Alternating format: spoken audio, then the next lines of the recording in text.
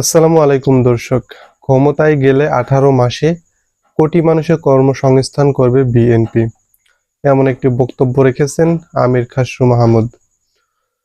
তো তিনি যে বক্তব্য রেখেছেন সেই বক্তব্য কতটুকু বাস্তবতার সাথে বাস্তবায়ন করতে পারবে সেটি ভাববার বিষয়। তবে সামনে আসতে যাচ্ছে জাতীয় নির্বাচন, 26-এ নির্বাচন আসতে যাচ্ছে। তো সেই নির্বাচনে যদি তারা ক্ষমতায় যায় বিএনপি, বা সে নির্বাচনের ক্ষমতায় গিয়ে কতটুকু বাস্তবায়ন করতে পারবে সেটা দেখবার বিষয়।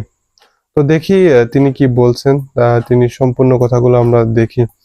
বিএনপির স্থায়ী কমিটির সদস্য আমির খাসরু মাহমুদ তিনি বলছেন, বিএনপি যদি ক্ষমতায় যায় তাহলে ক্ষমতায় যাওয়ার পরবর্তী 18 মাসে 1 কোটি মানুষের কর্মসংস্থান করবে তারা এবং তার দল।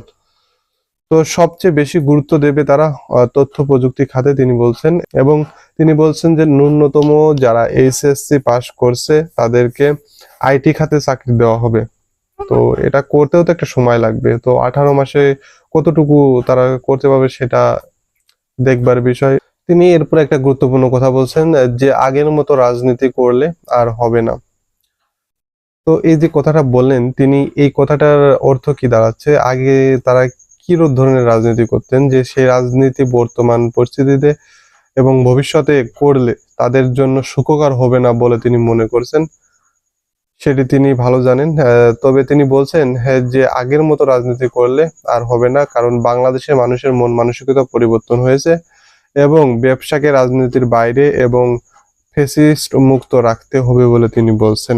দর্শক, শনিবার সিলেটের জালাল আবাদ অডিটোরিয়ামে তিনি এ ধরনের একটা বক্তব্য রাখেন। আমির খসরু মাহমুদ বলেন যে দেশে যে অর্থনীতি একটা সৃজনশীলতা তৈরি করা হয়েছিল সেটি 17 বছরে ধ্বংস করে দেওয়া হয়েছে এবং ক্ষমতায় গেলে তারা প্রথম দিন থেকে এইসব নিয়ে কাজ করবে। মানে তিনি বলছেন যে তারা যেদিন ক্ষমতায় যদি যায় তাহলে সেদিন থেকেই তারা এইসব বিষয়ে মনোযোগ দেবে এবং বাণিজ্যের উন্নয়নে বিএনপি কাজ করবে বলে তিনি জানাচ্ছেন এবং একদিনও তারা দেরি করবেন না বলে বলছেন। তবে তিনি যে 18 মাসের একটা নির্দিষ্ট টাইম দিয়েছেন, তারা কতটুকু সফলতা পাবে, এই 18 মাস কিন্তু বেশি সময় না। তো এই 18 মাসে তিনি কি করবেন সেটা দেখবার বিষয়। এবং তিনি বলেন যারা কৃষিতে বিনিয়োগ করবে তাদেরকে কৃষিতে সহায়তা করা হবে এবং বিদেশে যাতে কৃষি পণ্য বা অন্যান্য পণ্য রপ্তানি করতে পারে সেই বিষয়ে বিএনপি মনোযোগ দেবে। এবং বিএনপির চেয়ারপারসনের উপদেষ্টা অন্যান্য যেসব ব্যক্তিরা ছিলেন তারাও একই বিষয়ে কথা বলেন। তো দর্শক দেখলেন যে আমির খসরু মাহমুদ তিনি বলছেন যে যদি তারা বিএনপি ক্ষমতায় যায় তাহলে 18 মাসে তারা 1 কোটি বা কোটি খানিক বলছে আর কি, 1 কোটি মানুষের কর্মসংস্থান তারা করবে। তো এটি যে বাস্তবতা, বর্তমান বাস্তবতায় এবং তারা কতটুকু সফল হবে, মানে বাস্তবতায় কতটুকু বাস্তবায়ন তারা করতে পারবে সেটা দেখবার বিষয় এবং ভাববার বিষয়।